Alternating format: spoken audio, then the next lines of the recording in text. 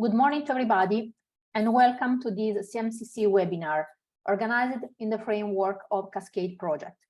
CASCADE is an Interreg project involving Italian and Croatian partners, and it will last 3 years. Its name means Coastal and Marine Waters Integrated Monitoring Systems for Ecosystem Protection and Management. One of the main objectives of this project is to increase awareness of marine environment and the appeal of the marine cross-border areas. The target groups of the project are general public, local, regional, and national public authorities, associations, NGOs, education and training organizations, and as well as university and research institutes. In the framework of this project have been identified 11 pilot sites for a review of existing monitoring activities and 6 integrated management systems, including sea, coastal, and river environment. The project is led by the Apulia region. CMCC, ArpaE, and Univo are part of the partnership. Today, Univo and ArpaE will present how to improve ecosystem monitoring and management in the Goro coastal lagoon in Italy. Sacca di Goro is a large coastal lagoon, and it's a part of Po Delta system and a very important source for fisheries, representing nowadays an example of mariculture, mostly in what refers to Manila clams. An integrated management of system is fundamental to maintain its delicate ecological balance and safeguard the quality of both the water and the seabed. So before to leave the floor to our guest, Massimo Ponti from University of Bologna and Germano Biolchi from ArpaE, I will introduce briefly CMCC. CMCC is a foundation with a mission to investigate and model the climate system and the interaction with society, providing scientific results that are reliable, rigorous, and timely to stimulate sustainable growth, protect the environment, and develop science-driven adaptation and mitigation policies in changing climate. There are different sites for CMCC. CMCC is a network, and there are many divisions. We count 11 divisions for CMCC that are in different cities of Italy. It's a network that connects public and private entities working together on multidisciplinary studies concerning issues of interest to climate science. We have many members and institutional partners. Here you can see some examples of them. And here are reported all the 11 divisions of CMCC. CMCC has also its own supercomputing center since 2008, and it's located in Lecci. Actually, CMCC is the only one having a supercomputer only for climate change research in Italy. And nowadays, there is a new supercomputer that is in the headquarters in Lecce that will be operational soon. CMCC deals also with the dissemination of scientific results, not only by scientific articles for international journals, but also with events, communication, and dissemination activities. About this seminar, you will be deactivated your audio and video by default. So if you would like to raise any questions, please use only Q&A section. The raise hand is deactivated for this webinar. As a final remarks, this webinar will be recorded, and you will find the recording on CMCC channels. If you would like to have more information, please write to us at webinar@cmcc.it. So I'm going to stop the share my screen and leave the floor for the webinar. Thanks a lot.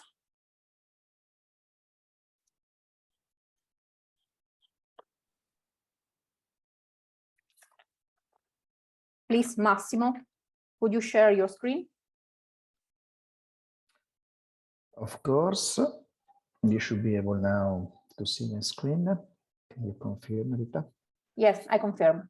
Okay, thank you very much. Thank you, Rita, for introducing the project, the CMCC, and the topics of this today webinar. I am Massimo Ponti from the University of Bologna, and I will speak on behalf of many of my colleagues that participate in this project. Indeed, I would mention the Professor Marina Colangelo, Federica Costantini, Rossella Pistocchi, Laura Pezzalesi, and the Dr. Riccardo Bentivogli, but many other students and young researchers have been involved in this project.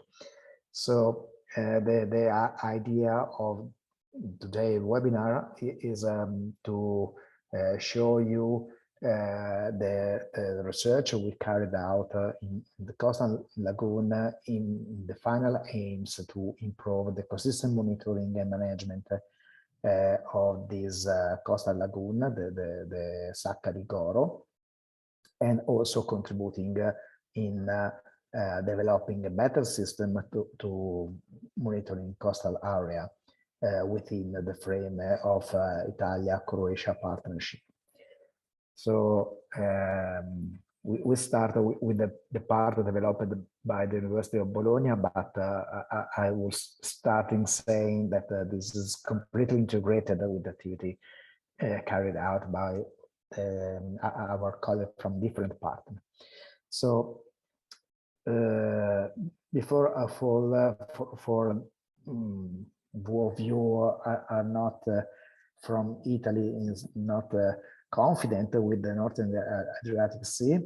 The Sacca di Goro is a brackish water coastal lagoon along the Italian coast, just southern, is a part of the Po River Delta in the southern side.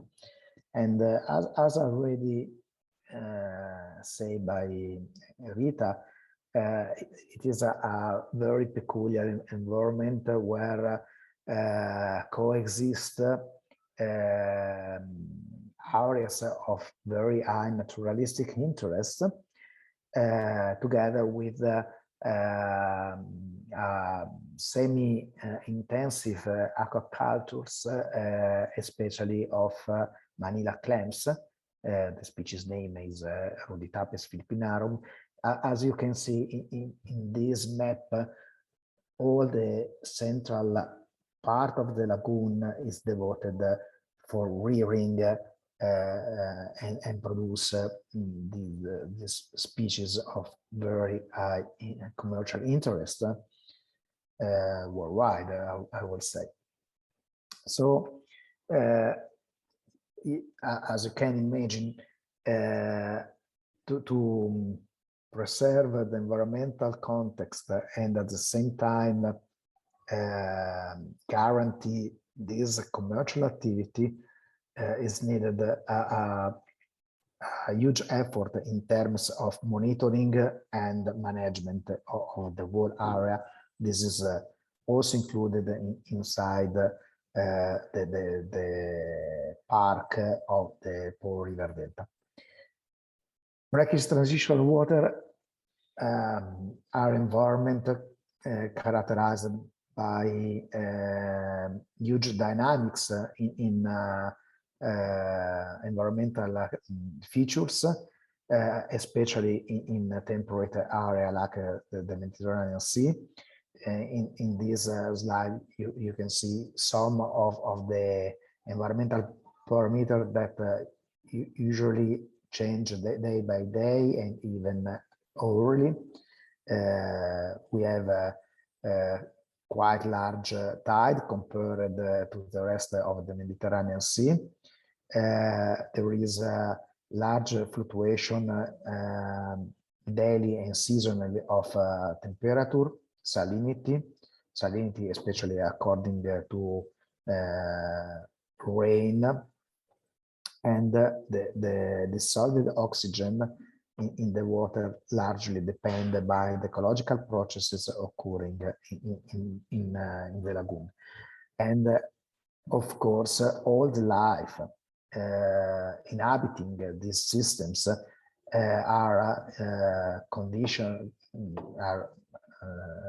very conditioned by very affected by the environmental features.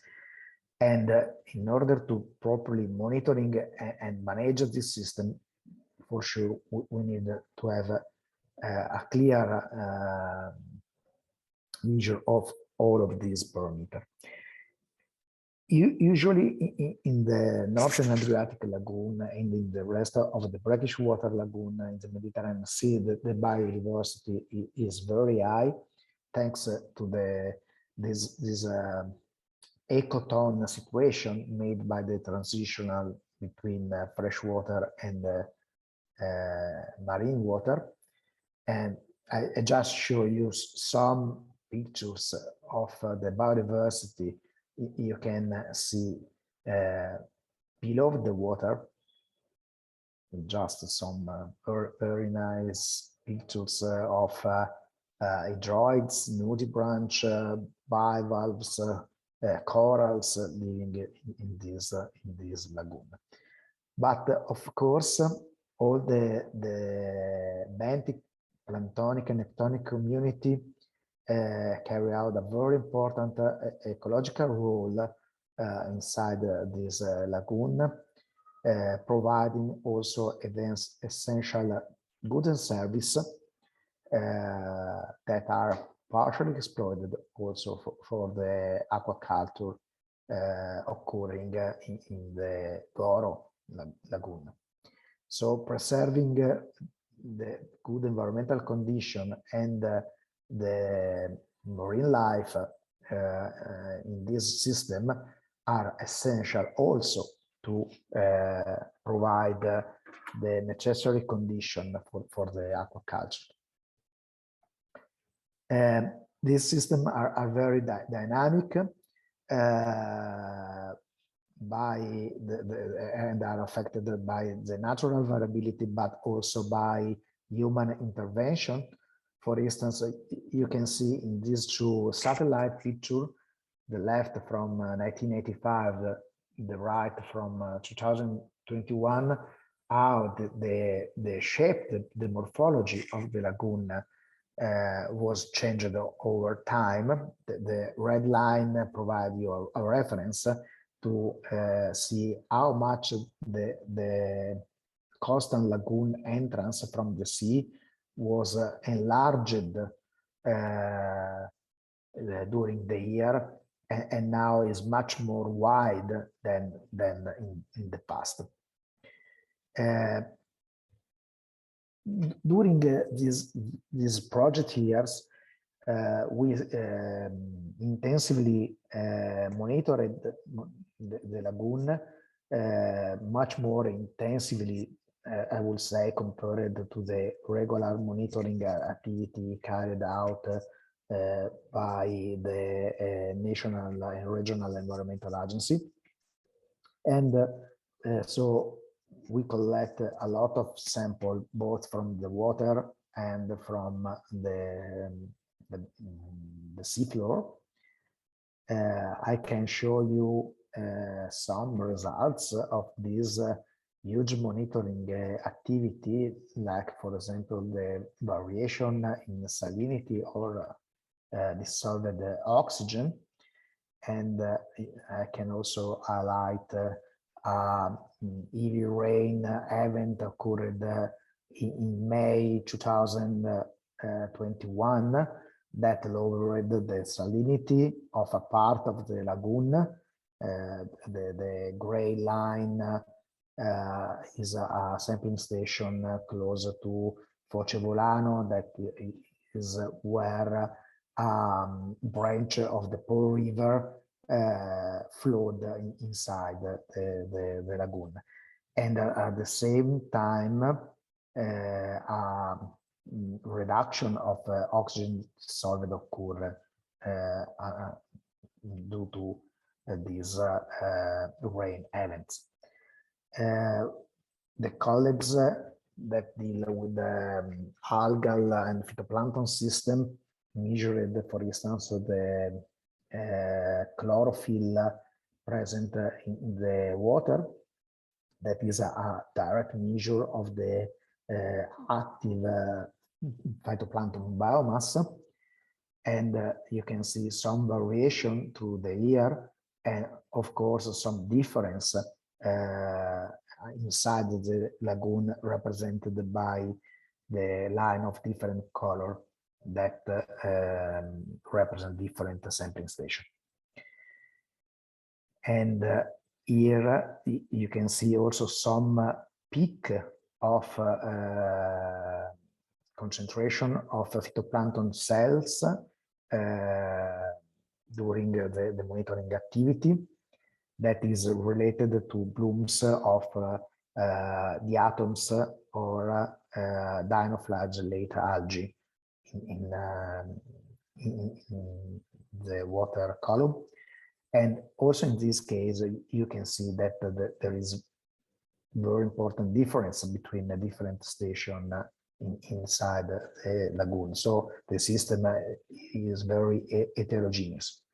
And here you can also see how the phytoplankton composition change over time in two different stations, sampling station we analyzed. And again, here you can see the ratio between carbon and nitrogen in the water and in the algae, that represent the balance and allow us to investigate if there is a limitation to the phytoplankton growth due to the presence of a nutrient. And actually during this 1 year, 2 years survey, there was no limitation in nutrient to the development of the different algal species.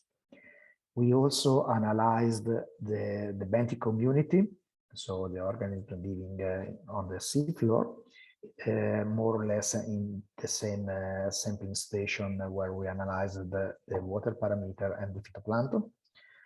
And here are just an example of the kind of species you can retrieve from the sea floor. That includes bivalve mollusk, a lot of polychaetes and crustaceans that have a very important ecological role. And after this study, we compared the result obtained today with the historical data that we have from the same sampling area.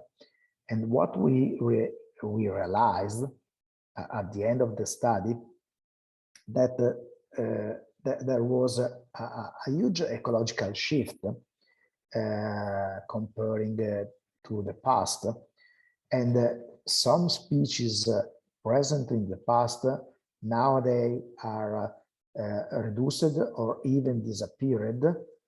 We can talk about local extinction, and some other indeed arrived or prevailed and increased their abundance.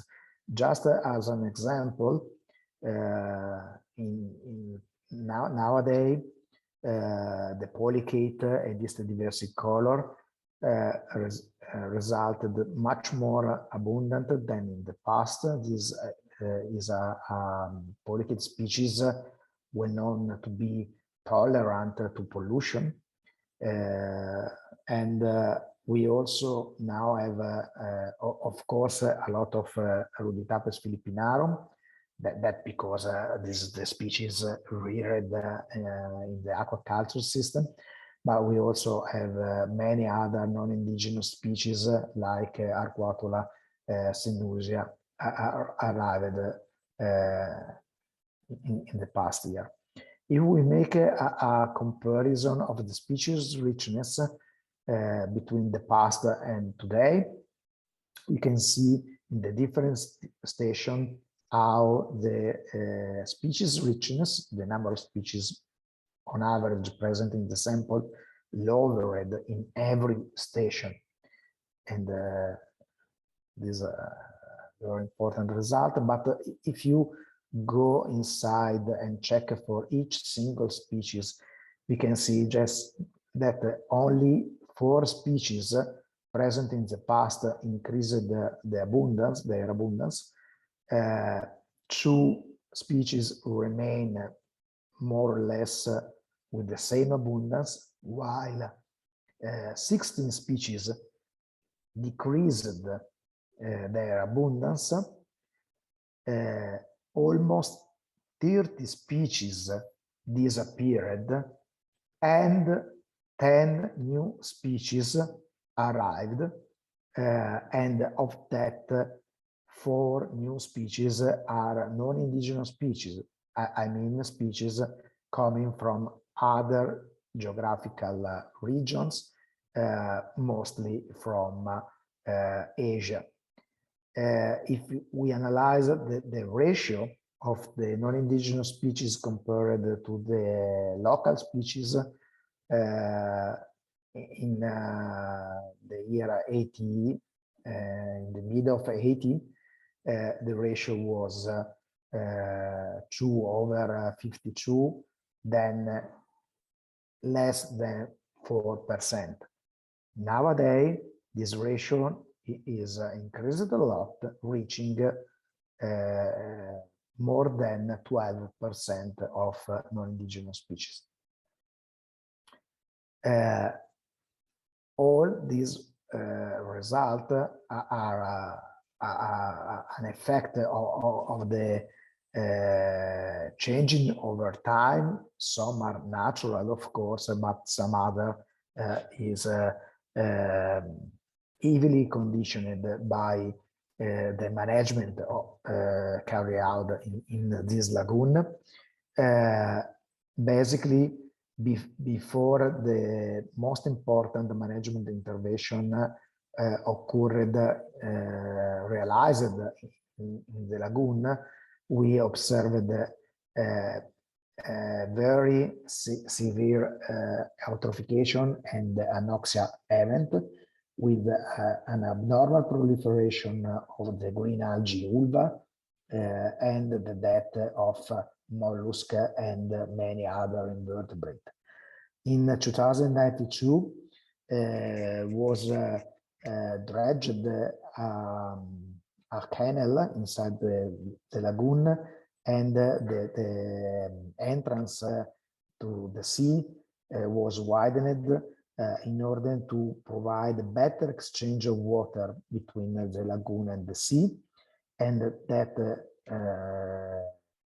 was very beneficial for the lagoon. And after this intervention, the dystrophic event become less frequent and less intense. But however, many changing in the system was already occurred and still occurring nowadays. This is just an image of the difference of the algal blooms and dystrophic event occurred before and after the management intervention in the lagoon occurred in the late 1992. So as our task in the project, we also worked a lot to set up new and innovative monitoring tools. My colleagues work on basically on 2 directions, developing a system of remote sensing to measure and classify the phytoplankton in the lagoon using aerial drones, and another teams worked on a molecular approach to analyze the phytoplankton composition using environmental DNA approach. Very shortly, I can show you some of the preliminary results from the molecular approach. Basically, we extracted the DNA from the water sample, and using PCR and bioinformatics approach, the colleagues obtained characterization of the different algal and microbial components of the water column, and how it changes time by time. This approach do not allow to identify each single species, however, allow to enlarge our capacity to recognize some taxonomic group that is usually impossible with the traditional methods. It's a quite easy tool, very fast and accurate, even if have quite high cost, and still not allow to identify single species, especially because the reference database have to be improved a lot. But is a promising tool for fast analysis of the water column. And from the other side, the colleague working with an aerial drone calibrate the image from satellite using experimental and monoculture of algae in the laboratory, in order to have the signature of different algal group, and use this signature to recognize the main components of algae present in the water very fast using drone, and have an overview of the whole lagoon. So what we provide is a deepening knowledge of the community and the process occurring in the lagoon, and also develop a new approach for the monitoring that do not want to replace the traditional ones, but helping them to create an integrated monitoring approach to better understand the phytoplankton dynamics and benthic dynamics too, and providing data useful for modeling approach to better managing the lagoon. So from my side, it's all. Thank you for listening. Thanks a lot, Massimo. Very interesting presentation and results. And before to leave the floor to Luis Biolchi from ArpaE, I would like to remind to all the participants that if you have any question, you can raise them using the Q&A space. And after the next presentation, we will tackle your question. Thanks a lot.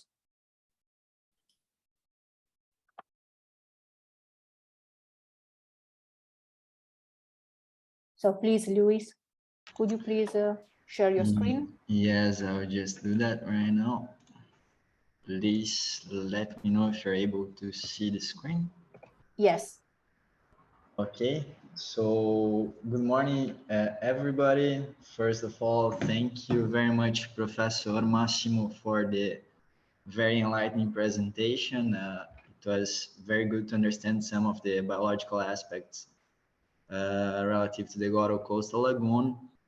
And right now I'll be presenting a little bit from ArpaE side as a partner of the CASCADE project. So I will be doing this presentation mostly for our numerical coastal and marine numerical unit, which is composed by me, Dr. Silvan Gwendoli, and Dr. Andrea Valentini. But this work we are developing in a partnership also with the University of Bologna, with Dr. Marco Zavatarelli, with Roberto Arcamone, with CNR ISMA in the figures of mostly of Dr. Christian Ferrarin and Dr.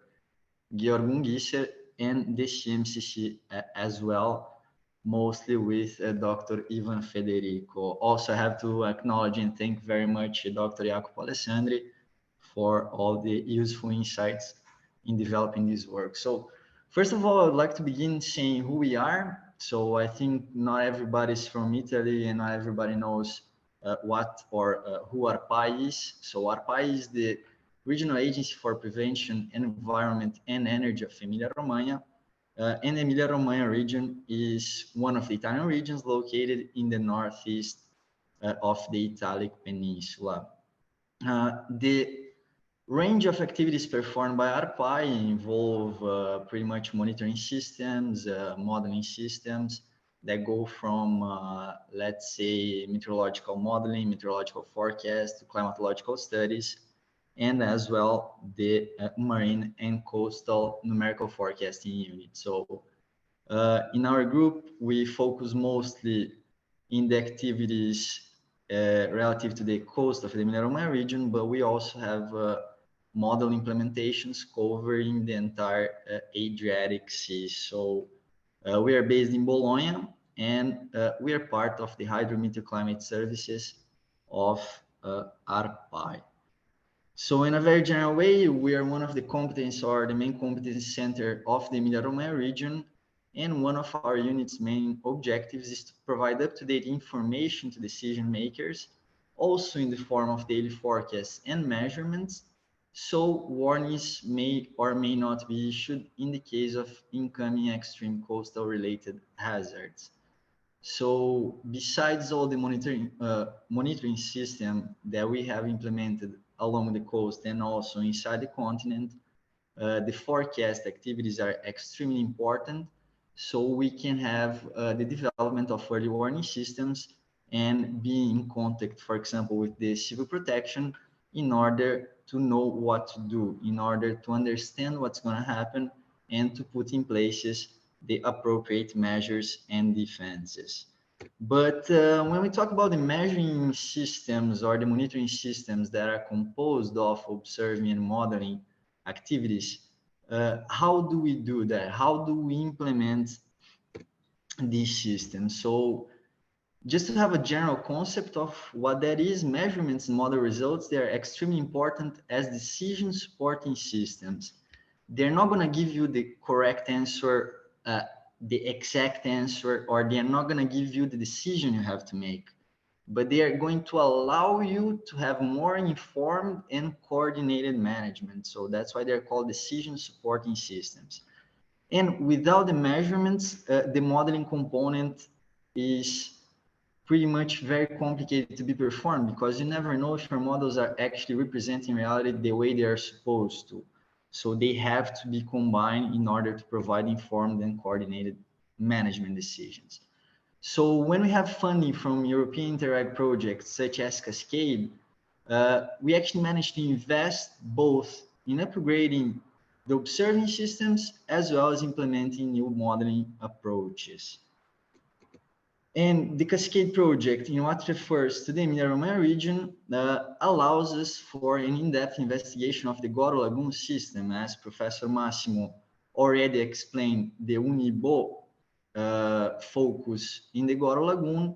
Now I'm going to show you a little bit of what we are implementing in terms of modeling. So the offline coupling of hydrodynamics and biogeochemical oceanographic models.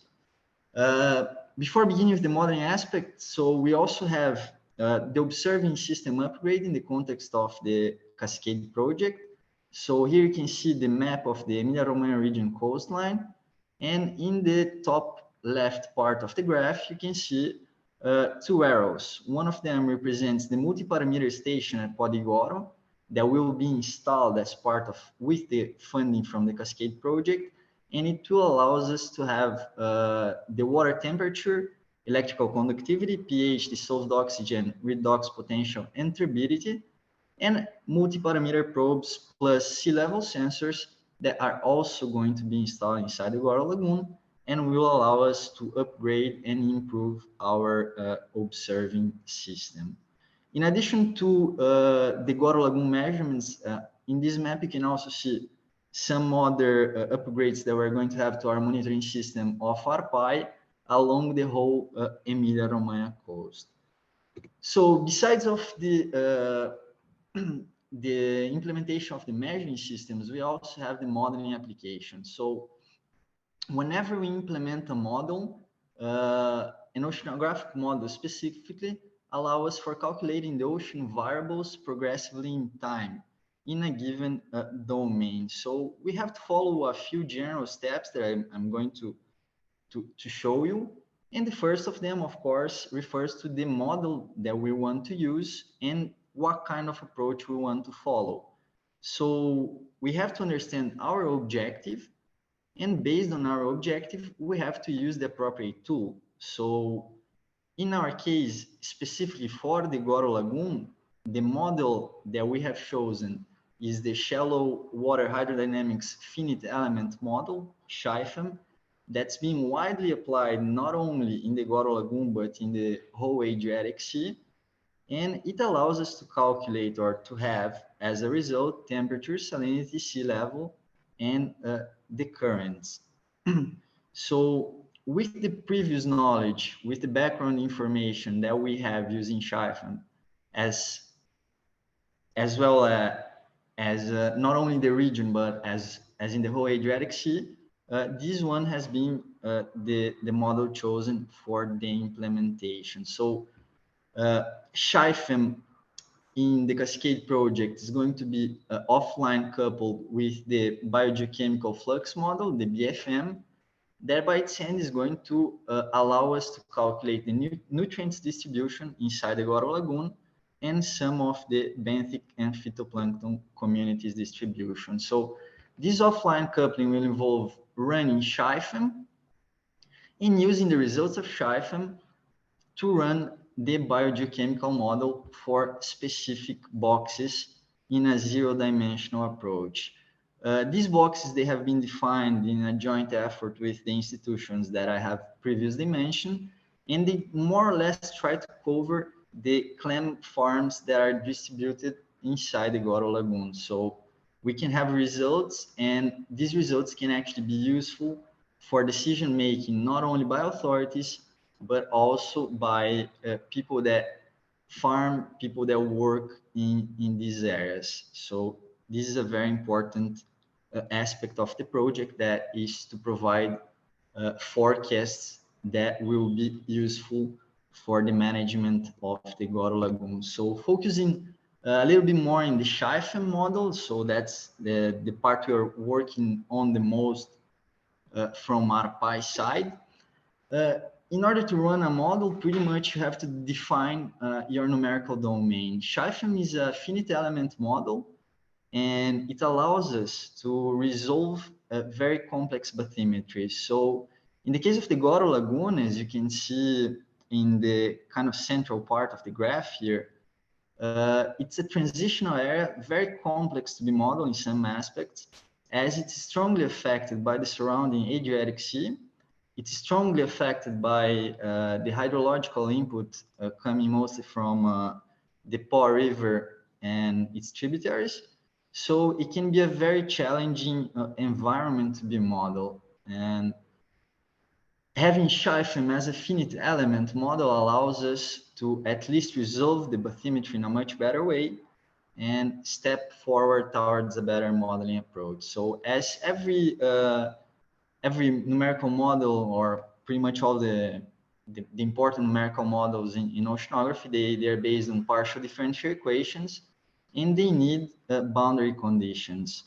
So these boundary conditions are the oceanographic boundaries, as you can see in the map on the outer part towards the Adriatic Sea.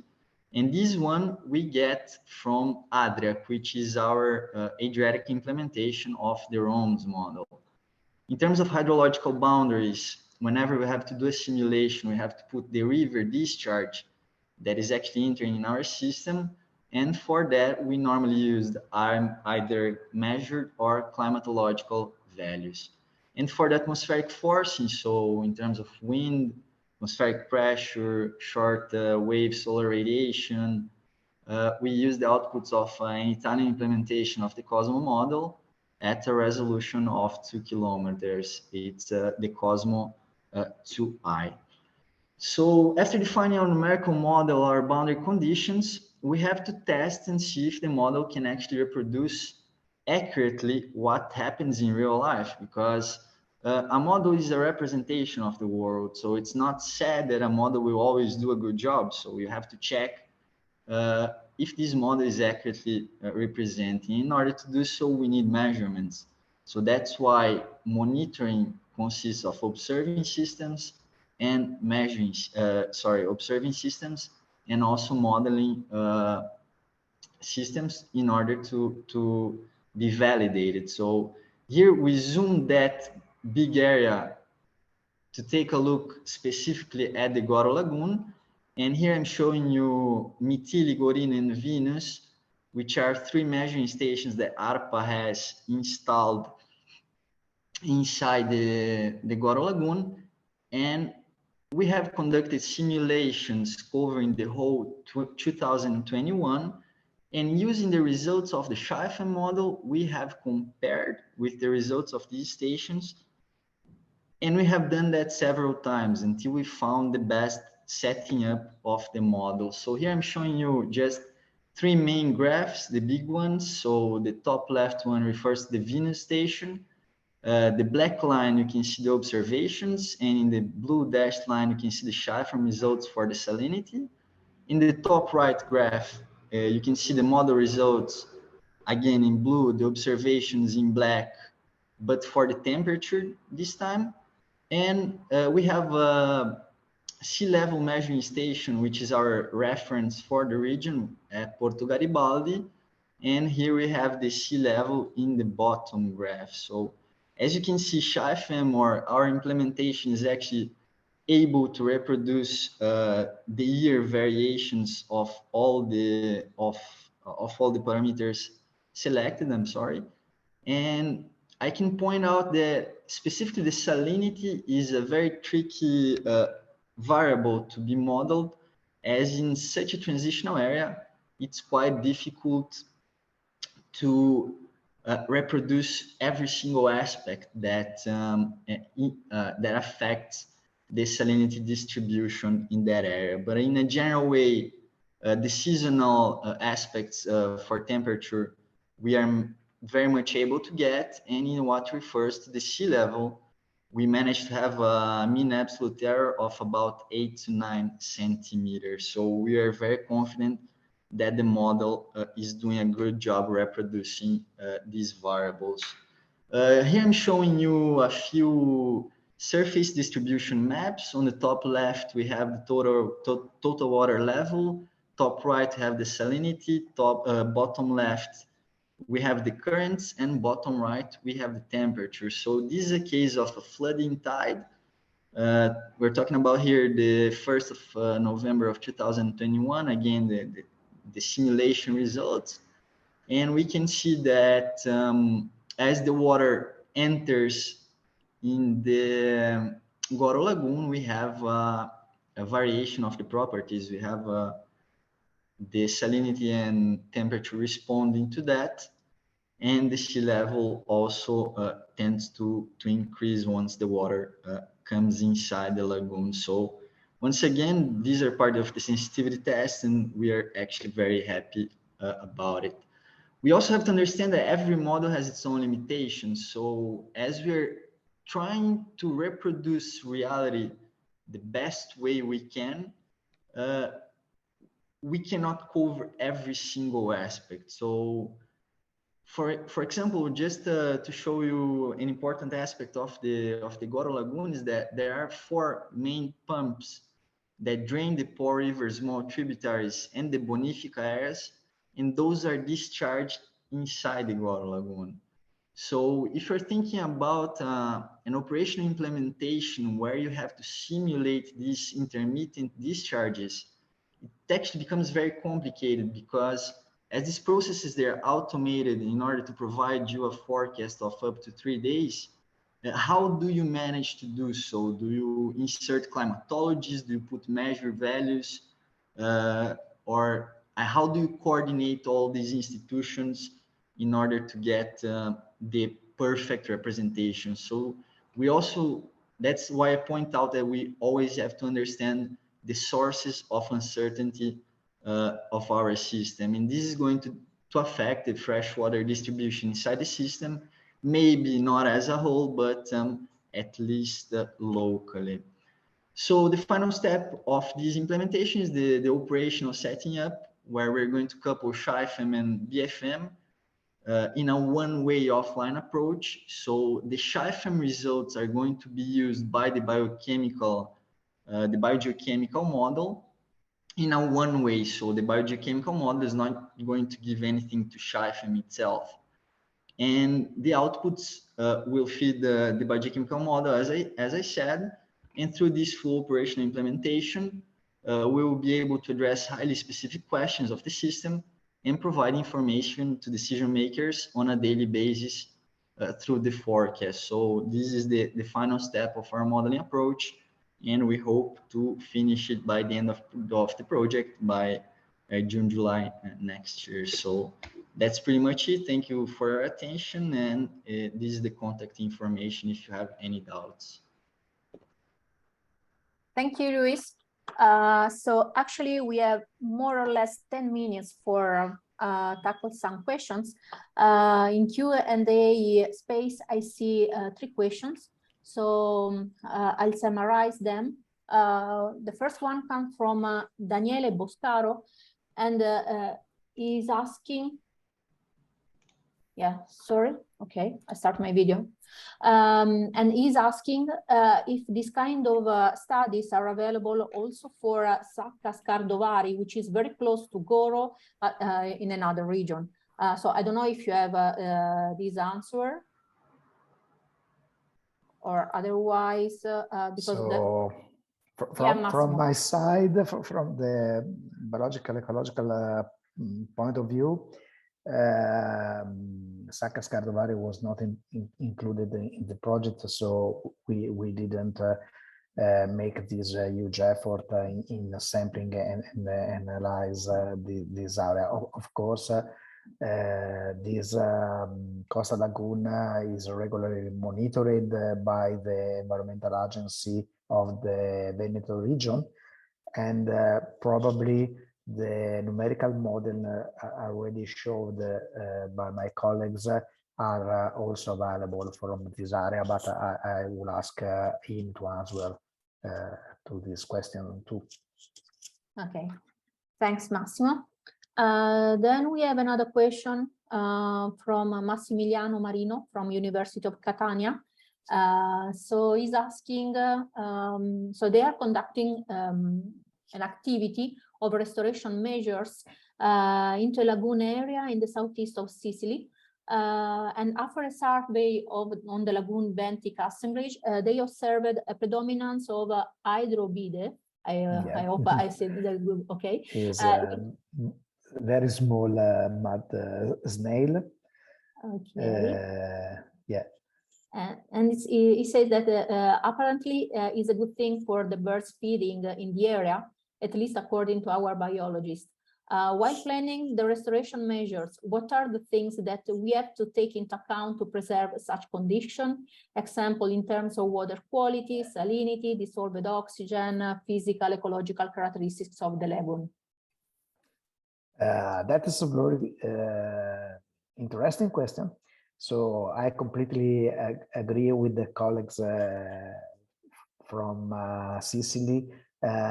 These very teeny mud snail are very important. They are indicators of good quality of the environment, but I would say that the general retrieves in very, very shallow water.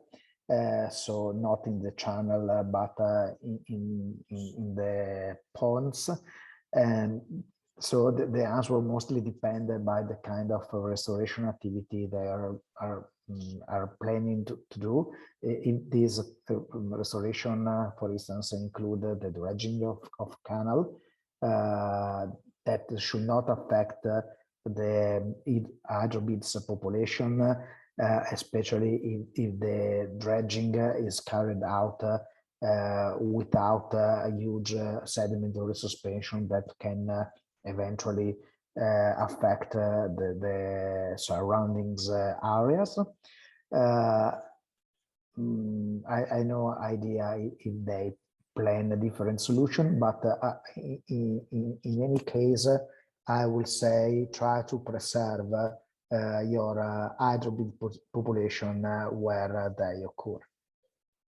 Okay, thank you again, Massimo. Then proceeding with the third question from Enrico Luca. Apart the congrats for your presentations, very interesting. Is asking, how does water use in the Po catchment basin affect the biological dynamics in the lagoon? Is it possible to identify a causal relationship between upstream land water uses and changes in the lagoon ecosystem? Okay, these also are very important questions. Of course, the ecological status of the lagoon is conditioned by the fresh water coming from the Po River. I think that the reducing of fresh water due to the land use is important, but not so important like the concentration of nutrients or other pollutant in the river water. And I would also say that in the last 20-30 years have been made a lot in terms of controlling nutrient concentration in the Po River water, and that reduce the load of nutrients and largely contribute to restoring good ecological condition in the lagoon. So I'm not really concerned about the use of the Po River water for agricultural use, for instance, because it can be relevant, but not so much. Okay, thank you. A question from Alexandra Phillips.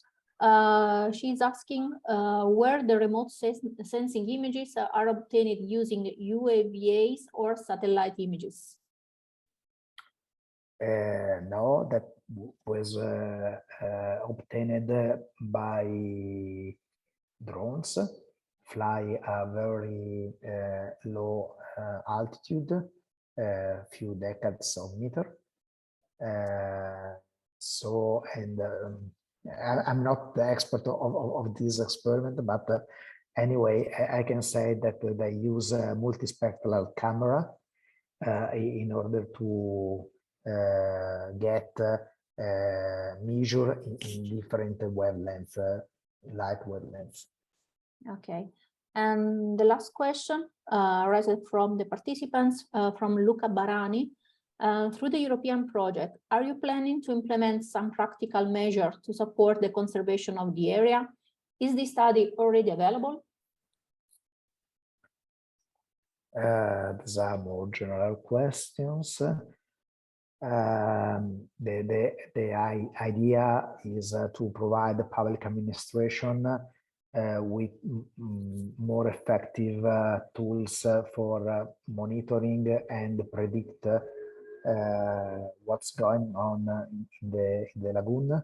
That because there is a strict collaboration between expert in numerical model and monitoring system. So the final achievement should be an improvement of the monitoring activity, first of all, the possibility to numerically modeling what's happened, and that for sure should be very helpful for the managing authority. Okay, thank you, Massimo. Then we have, I think, yeah, since the time is running out, one last question for Luis, coming from Leonardo Lima. So Luis, very nice presentation. Since you mentioned that the model is only a representation of real life and there's uncertainties, how do you initialize your forecast? Are there some approaches to reduce these model uncertainties? For instance, talking about the ocean component, does the Adriatic system boundary condition with ROMs contain data simulation? So first of all, thanks for the question. In terms of initializing the forecast, when we do long-term simulations such as the year of 2021, as I show in the presentation, we mostly either use a few months of spin-up before beginning. So we have found that about 1 month and a half is enough for the system to reach some kind of equilibrium. So we have conducted some tests using 2 months of spin-up, and the model actually showed a very good response to that. And we have also begun our simulations with initial conditions directly from ADRAC. This way we reduced the spin-up time to 1 month. And we saw that at the end of the day, there were not many differences after the models. They reached an equilibrium and they managed to be the same in terms of results, very similar at least. Some approaches to reduce model uncertainties, there are several sources, as I said. For example, in terms of the atmospheric forcing, we have sources of uncertainty. One way of reducing those uncertainties would be to use an ensemble of atmospheric forcing. In a way that you have like a set of outputs and you can calculate ensemble mean and standard deviations. The same works for the boundary conditions, in which you always have this kind of initial and boundary conditions uncertainty. So it's very difficult to address them all. And for the pumps, it's another example very specific of the Goro lagoon, how to deal with the intermittent discharge of those pumps. So this is something we're still thinking about. We have tried to see the differences. We have seen some differences mostly locally around the pumps. So we're trying to decide on how to proceed in terms of operational implementation. And just the last topic here, contain data simulation. So our Adriatic system called ADRAC is nested in the MFS model. So the MFS, if I'm not mistaken, the last release has data simulation. I might be wrong. And every Tuesday, we run what we call a long analysis period, in which we rerun the previous 2 weeks. So we also take into account the data simulation from the MFS entering our boundary conditions. So that's one of the ways we can actually manage to keep the model from drifting away in terms of the representation of the variables. I hope I answered all the questions, but feel free to contact me in email as well. Thank you very much. Thanks a lot, Luis. And I do not see other questions raised, and anyhow, we have just 2 minutes left. So I would like to take advantage of these 2 minutes to thanks, first of all, the speakers with providing to us all this important information, and all these participants for attending the webinar. I would like to remind that if you would like to see the recording, it will be available on CMCC website. Thanks a lot again to everybody, and have a nice day. Bye. Thank you so much to everybody. Thank you very much. Bye-bye. Bye-bye.